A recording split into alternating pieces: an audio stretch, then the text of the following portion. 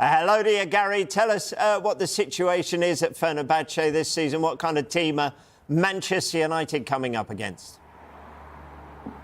Yes, hello, Rob. A beautiful sunny day here in Istanbul. We're outside the Fenerbahce training ground at the moment. We're not being allowed in by UEFA for another 15-20 minutes, but you can see the blue and yellow flags.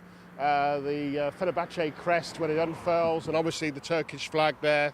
Very proud club, proud of what they can hopefully achieve, and proud of their fans, and proud to have Jose Mourinho as head coach. Listen, some of the pressure taken off Erik ten Hag, wasn't it, at the weekend? That fairy tale pressure that he talked about, the lies that he talked about, really pressure taken off by the performance against Brentford, the result against Brentford. It was a bit the opposite, though, for Jose Mourinho, because they were 2-1 up away from home against Samsunspor, who are third in the Super League here in Turkey. They were protecting that league late into the game, but they couldn't manage to take it through to the 90 minutes and extra time, and they scored late on to steal a point, and so the fans weren't particularly happy about that, even though they all agree that it was potentially a foul on a Fenerbahce defender in the build-up to the goal, but VAR and the referee didn't give it, so therefore the points were shared,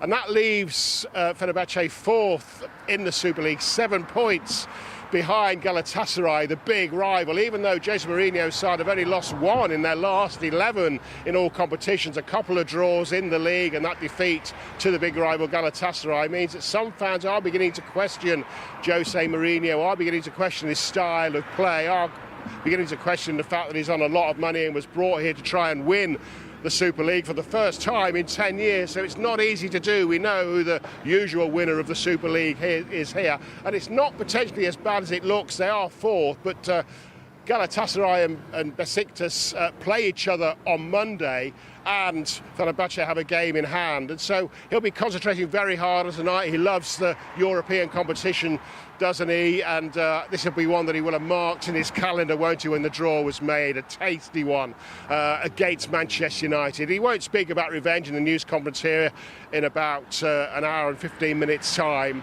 but he will have it on his mind, I'm sure. Yeah, you know him very well indeed, and as you're saying, it wasn't the start he wanted. They're even sort of, I see it rolling out stories about where he's living at the moment, which means they're trying to get everything on Mourinho. But you never count him out, do you? Yeah, there were similar stories, weren't there, when he was at Manchester United, about how he lived in a hotel and didn't really have anywhere to really put permanent roots. It was the same when he started off at Roma as well. He was in a little hotel. I went there for dinner with him once, and he always had the soup. So suggestions is always eating the same thing and living in a hotel this time around as well. So I think he is working on finding somewhere more permanent to live, but he does love a European competition, and he knows that if he can put in a performance, his team can put in the kind of performance which he knows they're capable of, because they've had some big results as well this season, then United could be in for a really, really tough game. Erik ten Hag is going to try to do what Sir Alex Ferguson failed to do, what Louis van Gaal failed to do, what David Moyes failed to do, and that's to beat a Jose Mourinho side with a Manchester United side away from home. So Alex failed. The only player to do was Ole Gunnar Solskjaer at the Tottenham Hotspur Stadium in 2021. And Fred scored that day. Fred, of course, playing for Fenerbahce these days. And Jose Mourinho knows as well as anybody that 8 days after that defeat at the Tottenham Hotspur Stadium, he was sacked. So another reason why he wants to put on a good show against Manchester United tomorrow night. What a tasty one this will be. It's going to be so interesting to hear from him. As I say, at about 12:30 your time here at the training ground, Jose Mourinho facing the media. There'll be a few English media in there, I'm sure. Yep. Gary, wonderful as always. Thank you very much. Now, Arsenal have more injury concerns ahead of this weekend's huge Premier League clash with Liverpool. They made it 7 points from a possible 9 in the Champions League with a 1-0 victory over Shakhtar Donetsk. Mikel Arteta reflected on a tired performance from his team in the second half. two very different halves. The first one that we were very dominant, created 4 big chances, that obviously we should have converted them and put the game to bed with the amount of dominance and territory that we had. The second half very different. We looked tired. We lacked that sharpness with and without the ball to regain the ball in the right moments as well in the right areas. But we have now 4 days. Believe me, on Sunday we will be flying. So as you can see, Pete and Doogie are here. So Arteta's saying his team looked tired last night. Doogie, how concerning is that? We're only just past mid-October.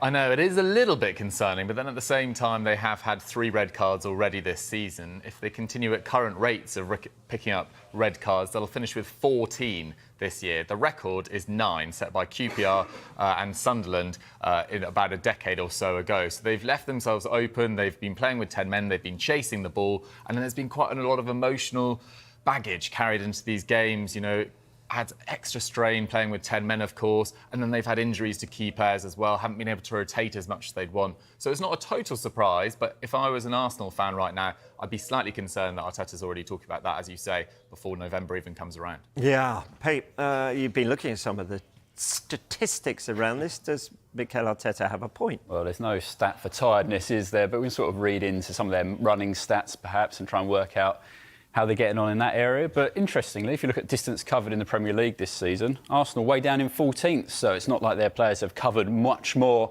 than any other team. Brentford leading the way, quite a way actually, ahead of what Arsenal have covered there. Arsenal 860 kilometres, Brentford 894. I think Arteta's probably got a point in terms of how quickly last night's match came on the back of their Saturday night football game against Bournemouth, where of course they had Saliba sent off in the first half there, so extra work for them in that match, and that came on the back of the international break, where Arteta pointed out they'd had players returning from Brazil, for instance. But if we look at the red card count for them as well, we know they've had 3 red cards so far this season.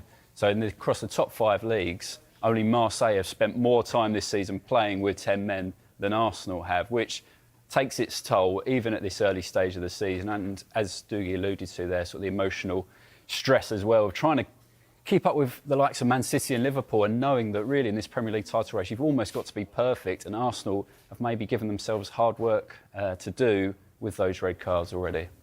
And now I'm going to busily go away and see what on earth is happening in Marseille. Let's discuss those injury concerns, shall we, Doogie? What do we know about the fitness of these players ahead of what is a huge game on Sunday against Liverpool? Yeah, well, on the back of that defeat to Bournemouth, it felt imperative that they got through that match against Shakhtar last night without any further injuries. Unfortunately, Ricardo Calafiori on the far right-hand side of that graphic, he picked up a knock. We're not quite sure about how serious that is. It looked like a knee injury. That could be a couple of weeks. It could be a matter of days. It could be longer term. So we're waiting to hear on that. But the issues are in defence. Tomiyasu's not been fit to play so far this season. Neither's Tierney. Saliba's obviously suspended.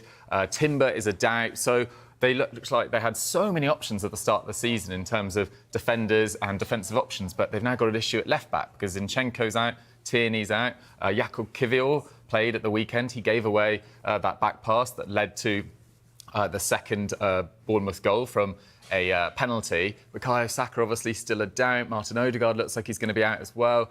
So the injuries are racking up for Arsenal. And look, going 7 points behind Liverpool if they lost this weekend would be a little bit of a disaster. I feel like Arsenal have given so much focus to Man City over the last few years.